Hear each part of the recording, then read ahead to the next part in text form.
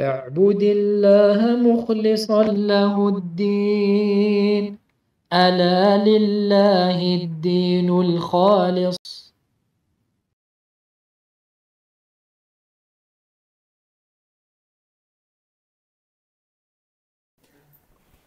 إن الحمد لله نحمده ونستعينه ونستغفره ونعوذ بالله من شرور أنفسنا ومن سيئات أعمالنا من يهده الله فلا مضل له ومن يضلل فلا هادي له وأشهد أن لا إله إلا الله وحده لا شريك له وأشهد أن محمدا عبده ورسوله صلى الله عليه وعلى آله وصحبه وسلم. يا أيها الذين آمنوا اتقوا الله حق تقاته ولا تموتن إلا وأنتم مسلمون.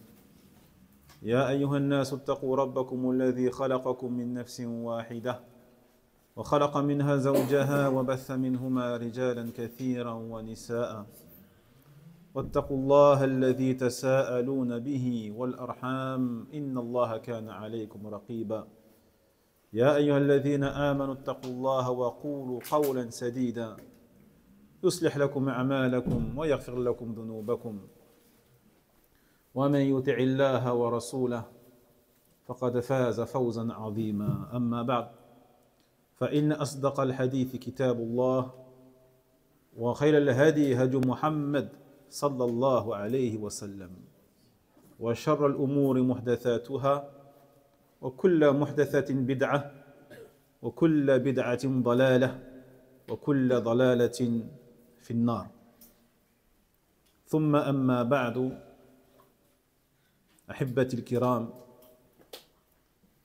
ما زلنا ندرس هذا الكتاب العظيم المبارك بإذن الله عز وجل، وهو كتاب الأدب المفرد لأمير المؤمنين في الحديث الإمام محمد بن إسماعيل البخاري رحمه الله تعالى، على شرح فضيلة الشيخ محمد رسلان حفظه الله جل جلاله. وما زلنا في باب من سمع بفاحشة فأفشاها. أخانا مهدي. بسم الله والحمد لله والصلاة والسلام على رسول الله. قال الإمام البخاري رحمه الله: حدثنا محمد قال حدثنا قبيصة قال حدثنا حجاج عن ابن جريج عن عطاء أنه كان يرى النكال على من أشاع الزنا، يقول أشاع الفاحشة. نعم بارك الله فيك. طيب.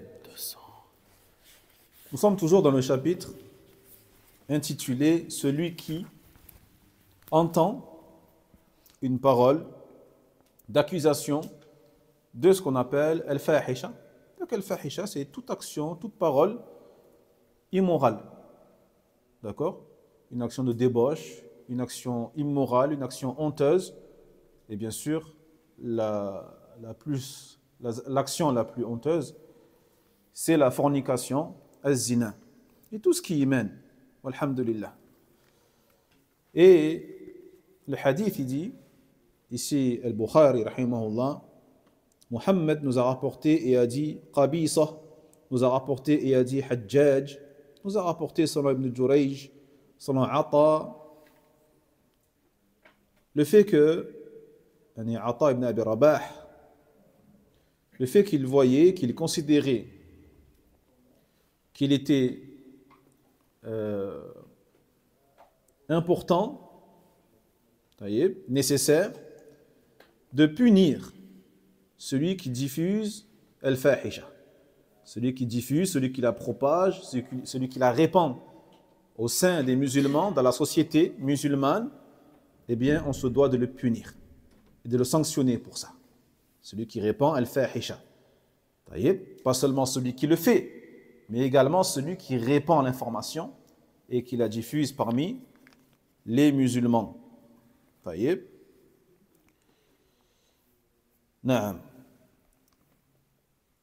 On avait dit que cela donc permettait de lutter contre la banalisation, justement, de tous ces actes-là qui font partie des actes immoraux, de débauche, de libertinage, qu'Allah Jalla wa Ala déteste.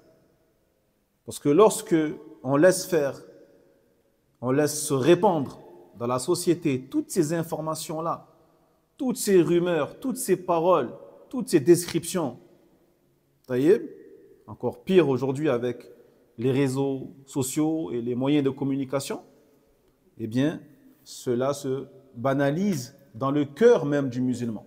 Dans le cœur du musulman, cela devient quelque chose de banal. L'œil s'habitue à voir, l'oreille s'habitue à entendre des choses, jusqu'à ce que l'âme prenne du plaisir.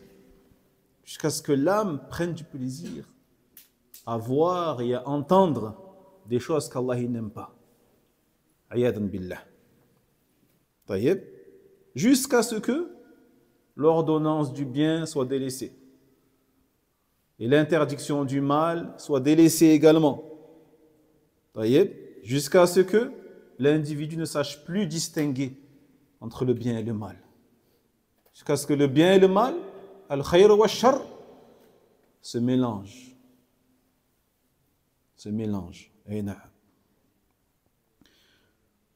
وهذا كما ورد عن عمر بن عبد العزيز عمر ابن عبد العزيز رحمه الله في معنى ما قال وغيرت السنة غيرت السنة وأسست البدعة بحيث إنه إذا استنكرت البدعة قيل غيرت السنة وإذا دعي إلى السنة قيل دعي إلى البدعة. Regardez qu'est-ce qu'ils disaient les pieux prédécesseurs, et parmi eux l'un des dirigeants musulmans les plus justes que les musulmans ont eu. Il s'appelait Omar ibn Abdel Aziz. Omar, le fils d'Abdel Aziz. Donc, il a vécu au 1er siècle de l'Hégire, et qui fait partie des tabi'in. Il a dit, dans le sens de sa parole, la sunna a été modifiée. La sunna a été modifiée. Donc, déjà à son époque, donc à l'époque de ceux qui sont venus après la mort du prophète Mohammed sallallahu alayhi wa sallam, juste après. La sunna a été modifiée et l'innovation a été instaurée.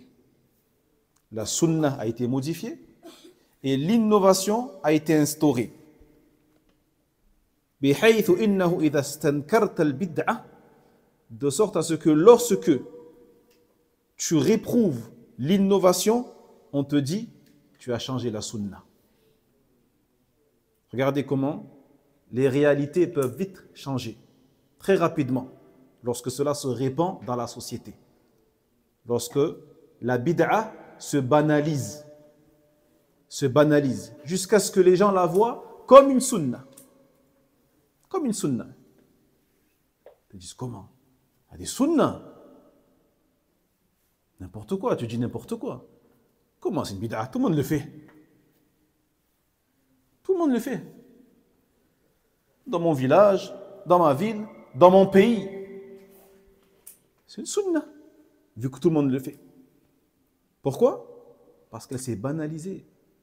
Elle s'est propagée de bouche à oreille, de quartier à quartier, de ville en ville, de pays en pays. Et aujourd'hui, ça va encore plus vite. Aujourd'hui, encore une fois, avec les réseaux sociaux. Vous voyez? Donc il dit, jusqu'à ce que lorsque tu réprouves la sunna, on te dit, toi tu veux changer. Lorsque tu réprouves la bid'a, on te dit, toi tu veux changer la sunna. Hein? Et lorsque on appelle à la sunna, les gens te disent, on appelle à la bid'a. Lorsque tu appelles à une sunna, que les gens ils ont délaissé, hélas, que la majorité des gens ont délaissé, eh bien les gens t'accusent de vouloir appeler à une innovation, alors que tu appelles à une sunnah. Subhanallah. وهناك حديث آخر وهو قول عبد الله ابن مسعود رضي الله عنه.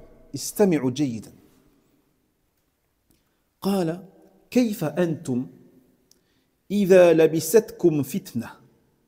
كيف أنتم إذا لبستكم فتنة يهرم فيها الكبير ويربو فيها الصغير ويتخذها الناس سنة فإذا غيرت قالوا غيرت السنة. فإذا غيرت قالوا غيرت السنة.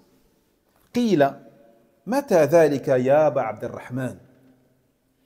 يعني هذه كنية ابن مسعود، كنيته أبو عبد الرحمن. قال رضي الله عنه: إذا كثرت قراءكم.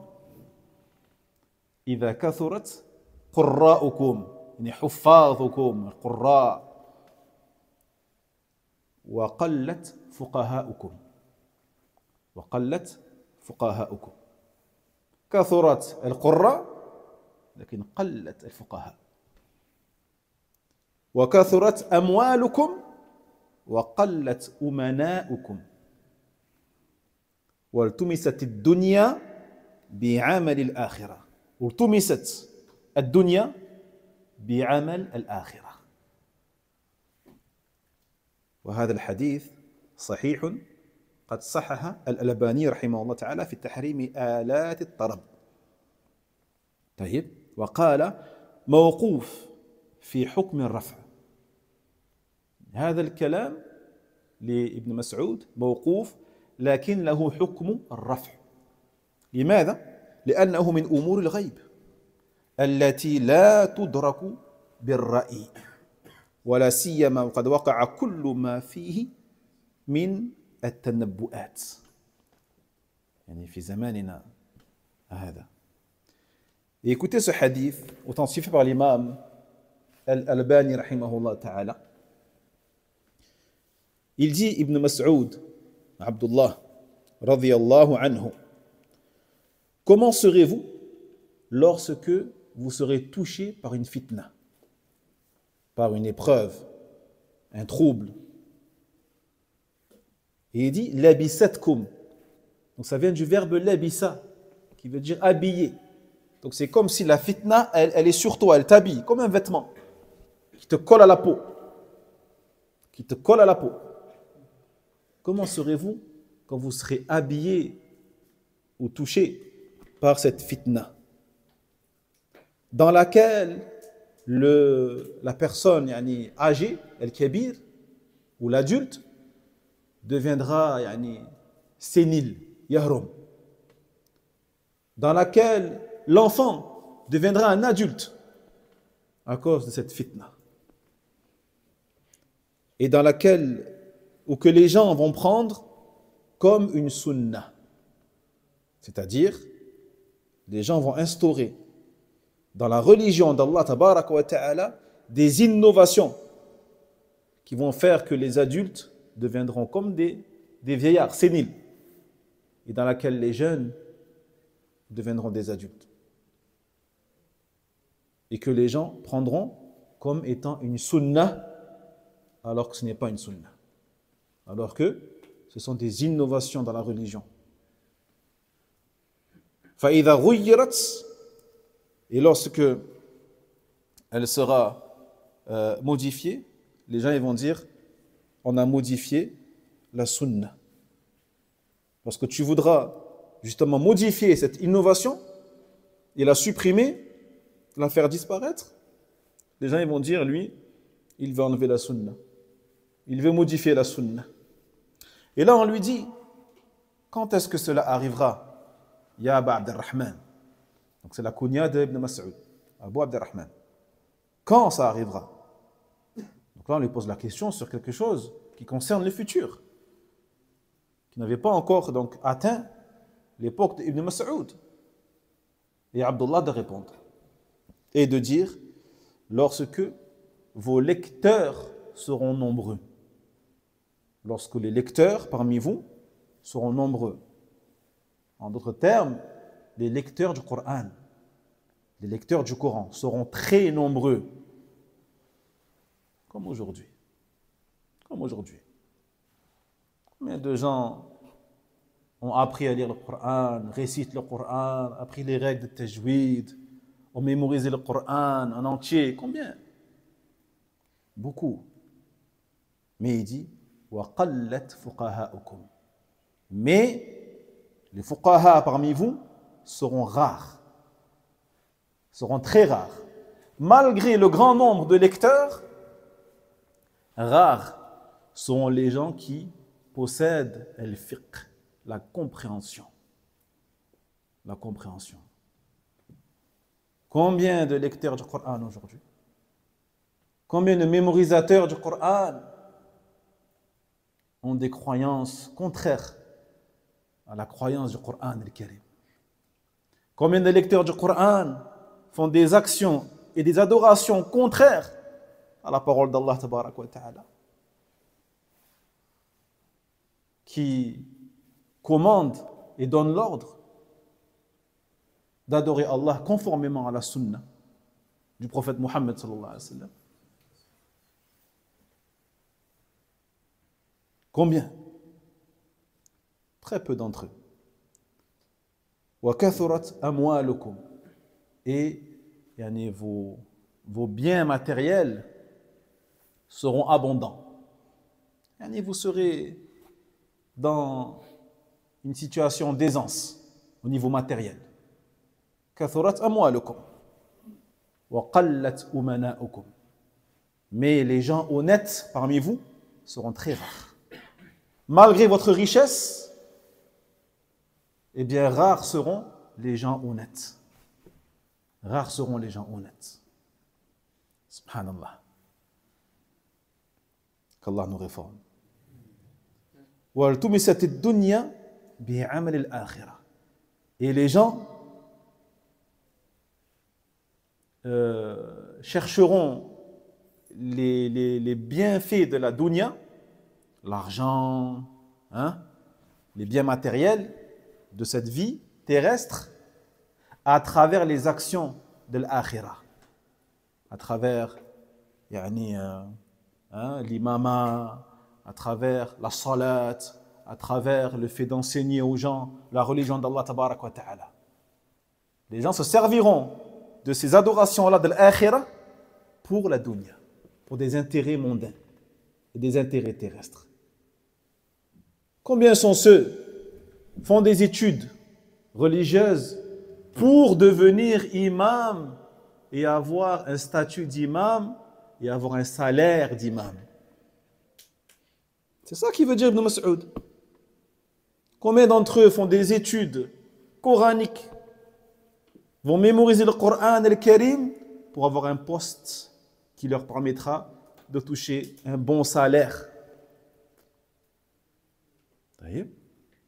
Là, tu apprends ta religion, tu étudies l'islam pour te rapprocher d'Allah, pas pour te remplir les poches, pas pour te remplir les poches, mais pour te rapprocher d'Allah tabaraka wa ta'ala.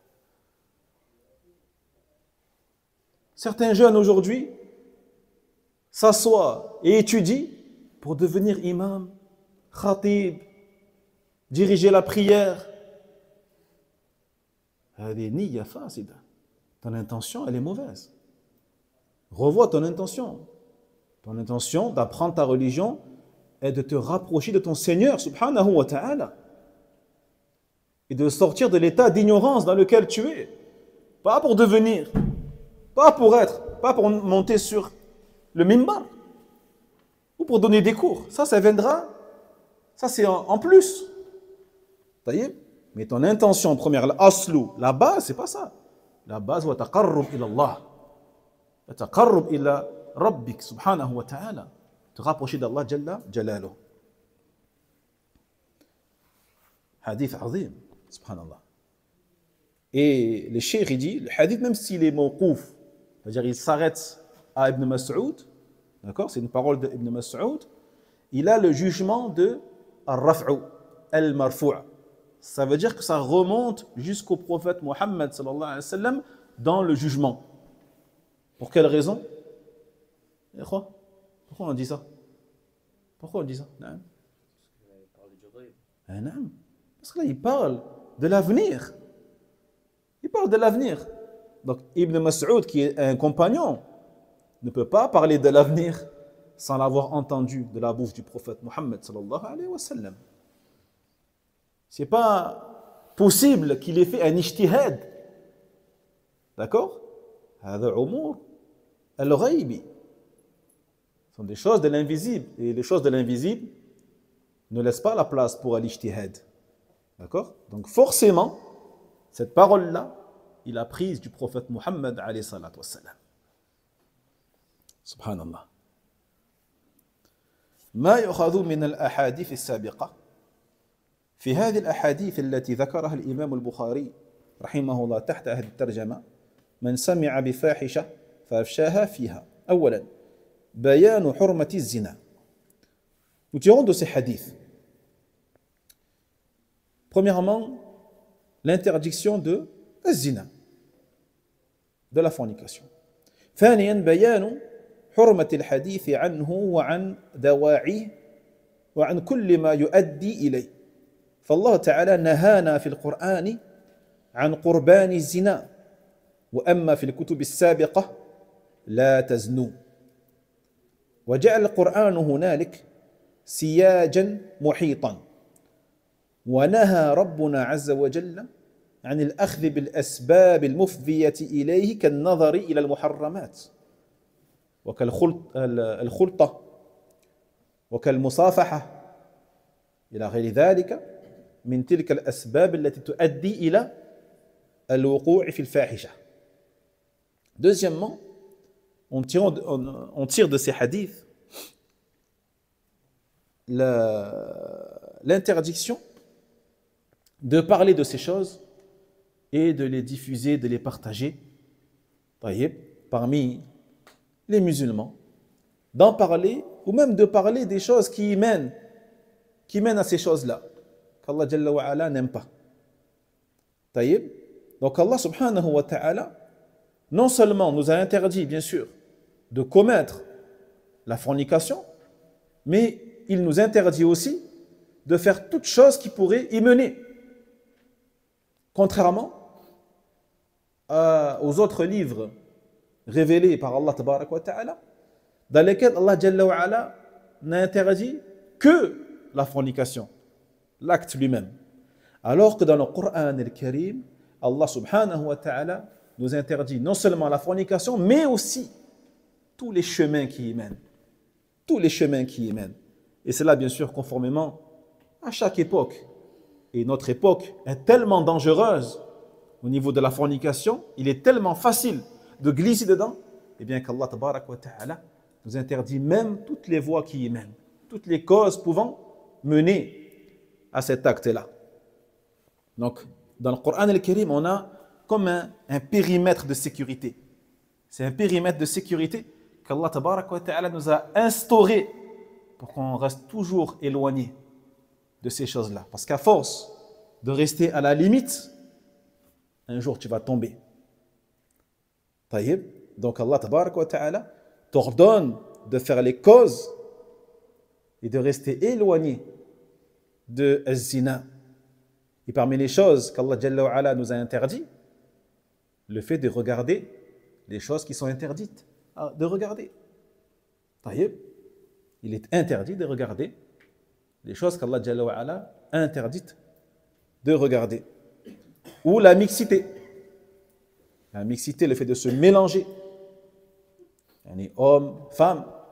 Car cela mène tôt ou tard vers al-fahisha, vers la débauche. Ou le fait de se retrouver isolé avec une femme étrangère, tout seul dans une pièce dont les portes sont fermées. Car cela, tôt ou tard, te mène à cela. Tôt ou tard, te mène à cela. Même dans une voiture. Pour ceux qui travailleraient peut-être dans les transports, qu'on appelle ça, les VTC par exemple. Un homme n'a pas le droit de transporter une femme. et rester seul avec elle dans la voiture. C'est un endroit isolé, fermé. Et cela t'amène tôt ou tard à parler avec elle. Et elle a parlé avec toi. Voyez? Donc attention. Ou le fait d'avoir des contacts physiques avec une femme étrangère. Donc le fait de serrer la main. Parce que cela t'amène après à faire la bise. Après la bise, hein, les étreintes, après les étreintes, des choses plus graves encore. Jayid. Donc, respecter ce périmètre de sécurité qu'Allah tabaraka wa ta'ala nous a établi pour notre bien à tous. ثالثا بيان حرمة الحديث عن الفاحشة وعن إفشائها. Troisièmement, l'interdiction d'en parler et aussi de le propager, comme on a dit. رابعا بيان أن من قال الفاحشة وأن من أشاع بها في الإثم سواء. Quatrièmement, celui qui fait الفاحشة, ou plutôt celui qui commence à propager l'information et celui qui la partage par la suite, ils sont au même niveau en termes de péché. Ils auront commis le même péché. Que ce soit celui qui a commencé à délivrer l'information que celui qui l'a diffusé par la suite. نعم.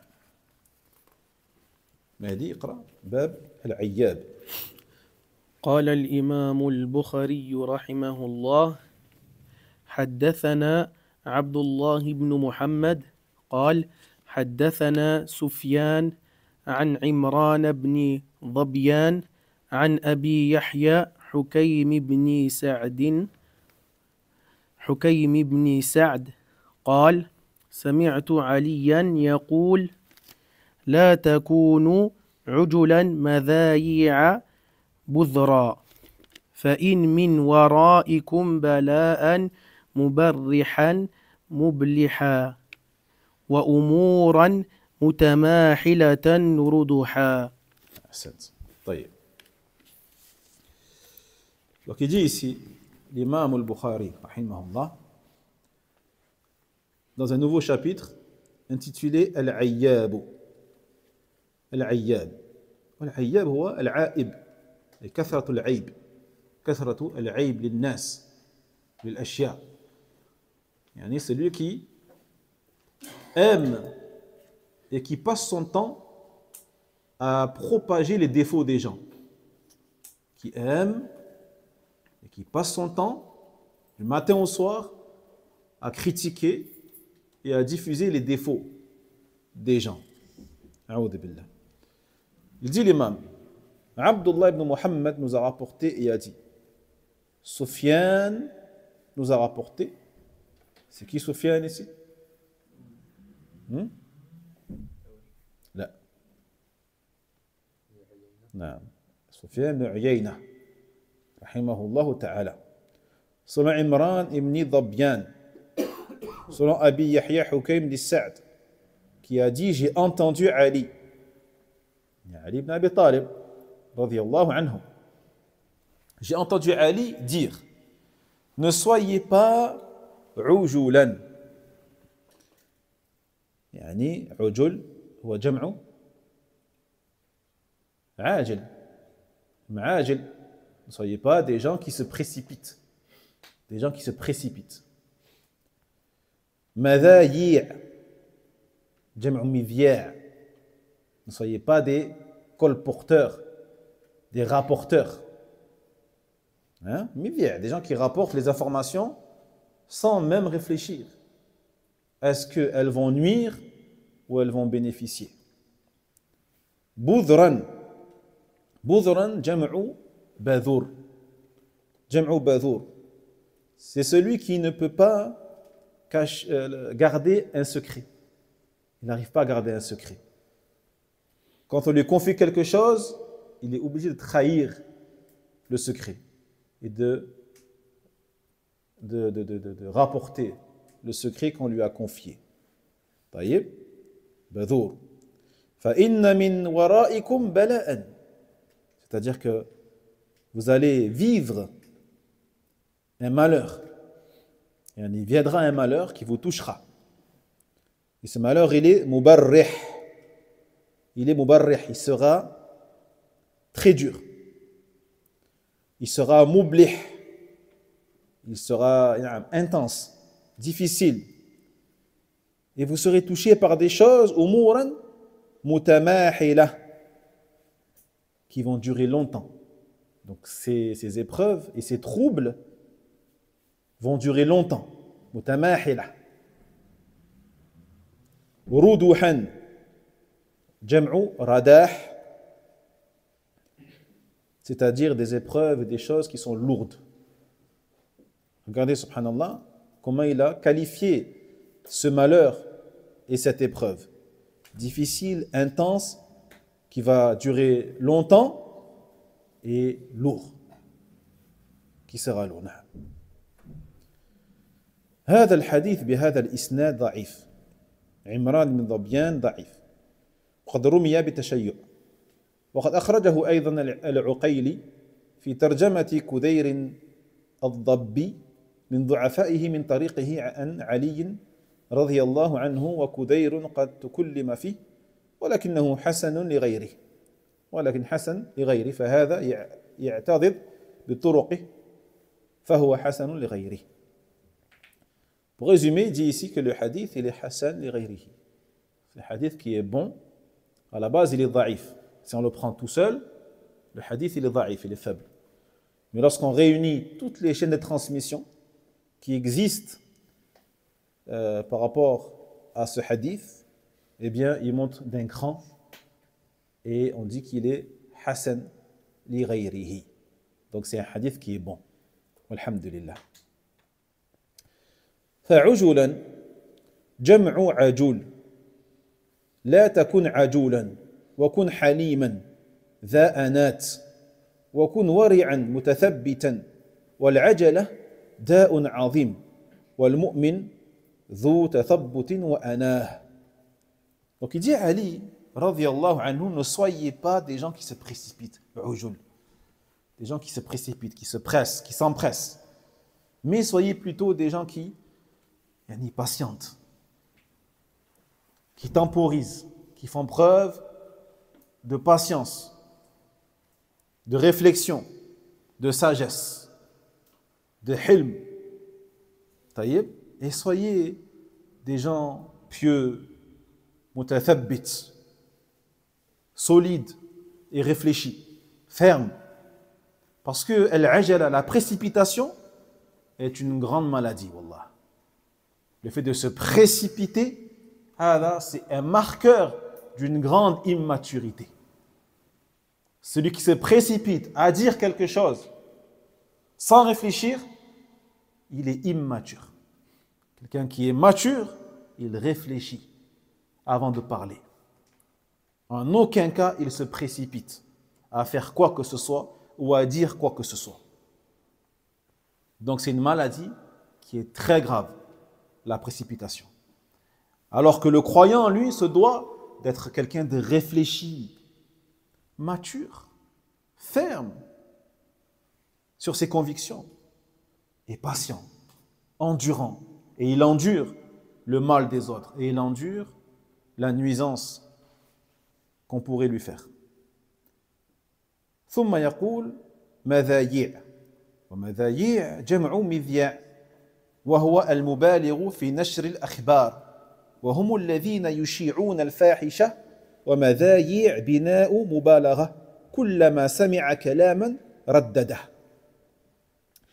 Donc madhayi', il dit Ali, ne soyez pas donc des gens qui se précipitent et des madhayi'. Madhayi', c'est le pluriel de midhi'. Une midhi' aujourd'hui, on a l'habitude d'appeler midhi' la radio midhi'. Mais à la base, midhi' c'est une personne qui ne peut pas s'empêcher de rapporter ce qu'on lui a dit. Qui ne peut pas s'empêcher de faire la commère. Dès qu'on lui rapporte une information, boum, il la diffuse. Sans réfléchir, sans rien. Donc il diffuse les informations et il diffuse donc les bonnes comme les mauvaises. Comme les mauvaises. Et parmi les mauvaises, eh bien, les accusations de fornication, les accusations de débauche et ainsi de suite. Jaïd, dès qu'il entend une parole, il ne peut s'empêcher de la répéter. Il ne peut s'empêcher de la propager. Jaïd. Voilà, c'est la maladie de notre époque. Ça, c'est une des maladies de notre époque. Allume la télé, il n'y a que ça.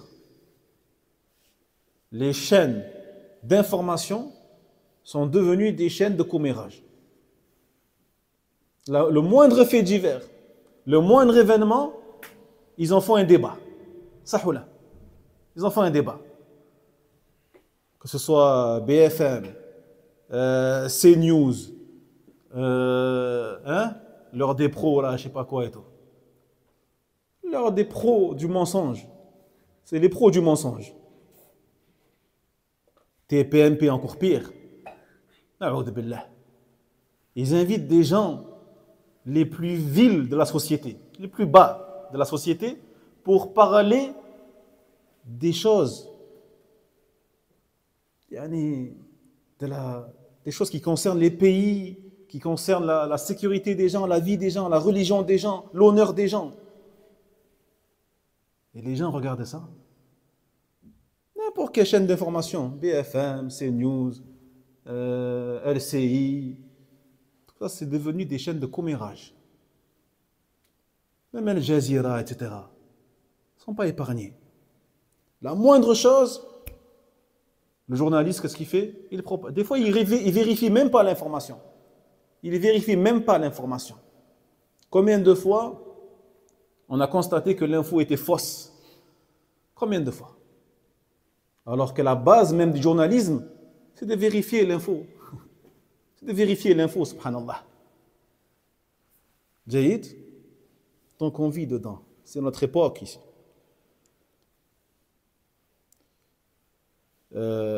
ثم يقول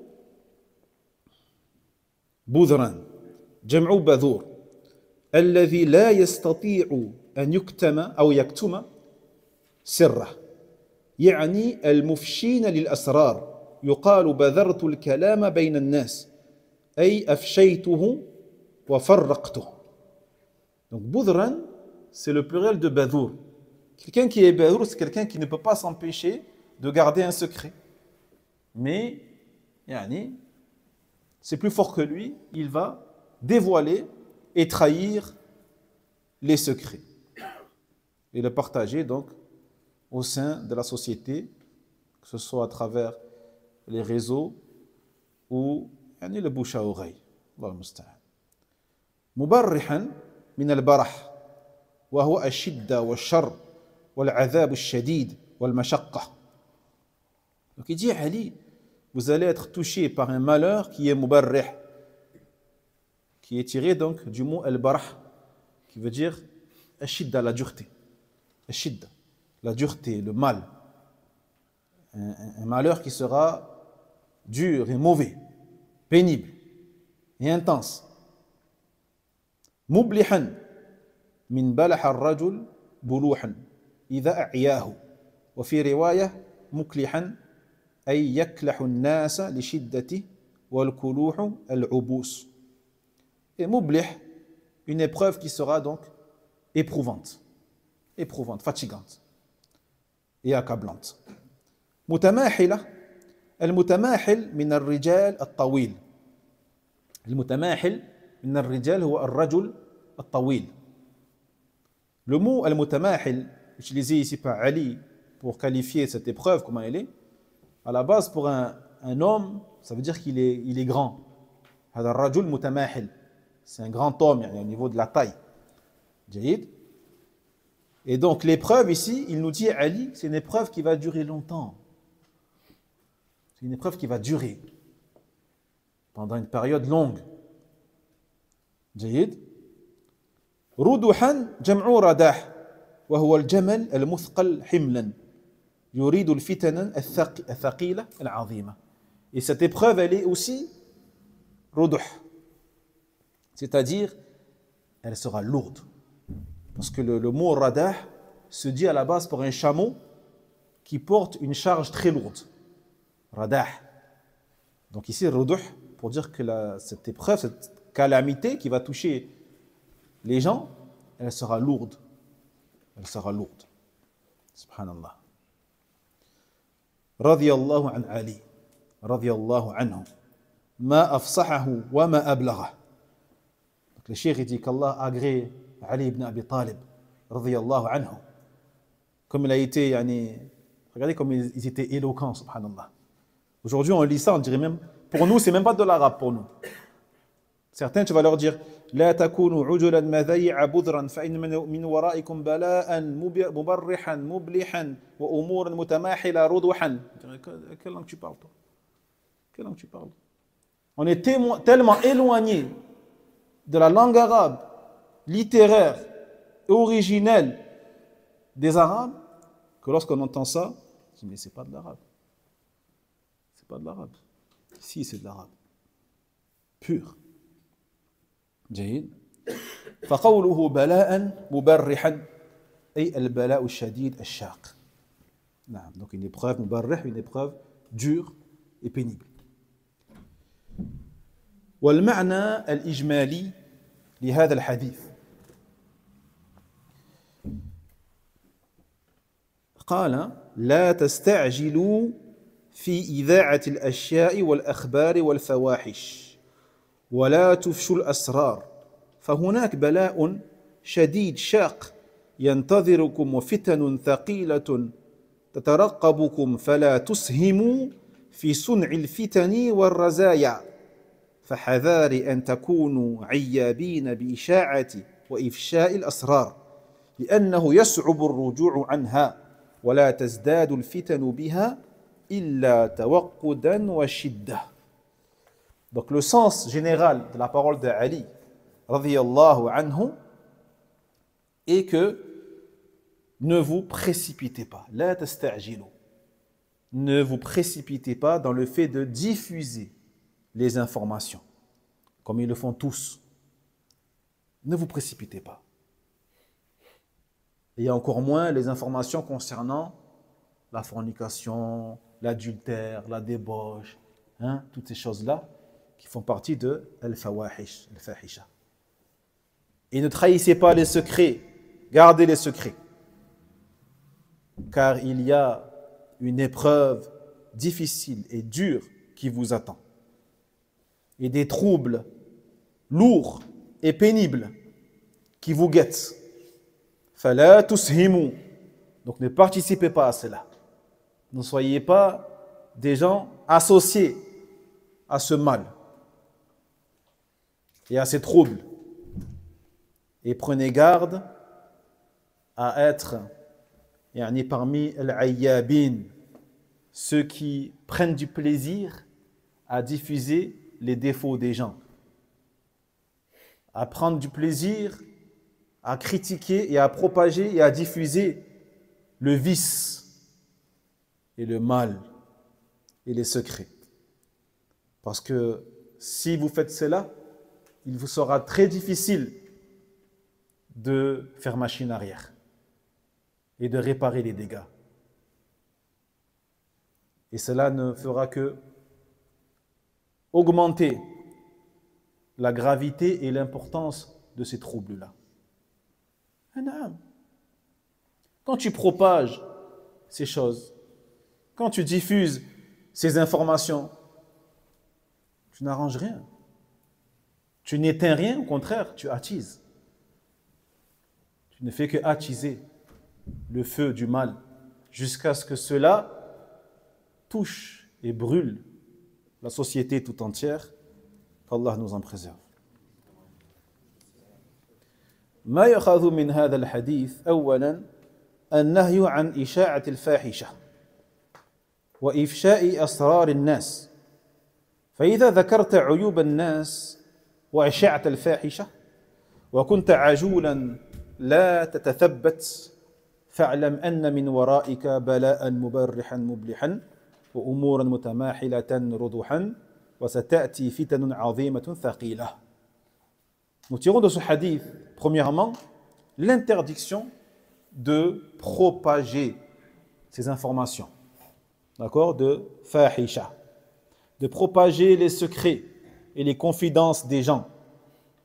Car lorsque tu mentionnes les défauts et les vices des gens et que tu diffuses el-fahisha et que tu es quelqu'un de ajoul, quelqu'un qui se précipite comme un enfant, un immature et qui ne se retient pas, qui n'arrive pas à s'abstenir et de se retenir, eh bien sache que tu trouveras devant toi un malheur et une épreuve qui sera très difficile et très dure et très longue et très lourde, comme les a qualifiés ici Ali ibn Abi Talib رضي الله عنه.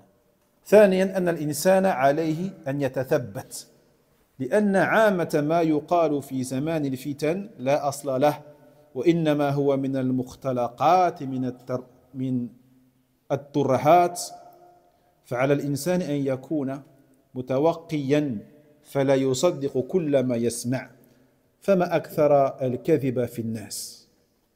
Deuxièmement, nous tirons de ce hadith le fait que la personne se doit de se retenir et de rester ferme sur le fait de garder le silence et de ne pas propager ces choses.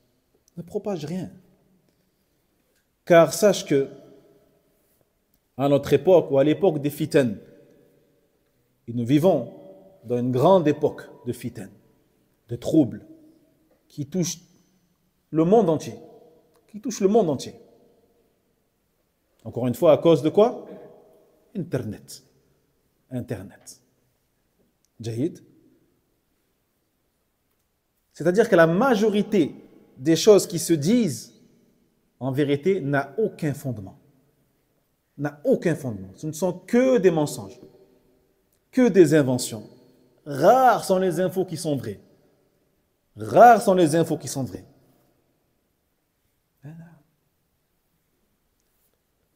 Il dit le cheikh, la majorité des choses, des infos que l'on entend et que l'on voit, que ce soit à la télé, à la radio, sur Internet, YouTube, Twitter, Facebook, ne sont que des inventions et des mensonges. Même les chaînes religieuses, même les chaînes sur l'islam, et c'est encore plus dangereux et plus grave, interdiction de regarder n'importe quelle chaîne sur la religion tant que tu ne connais pas les gens qui se cachent derrière.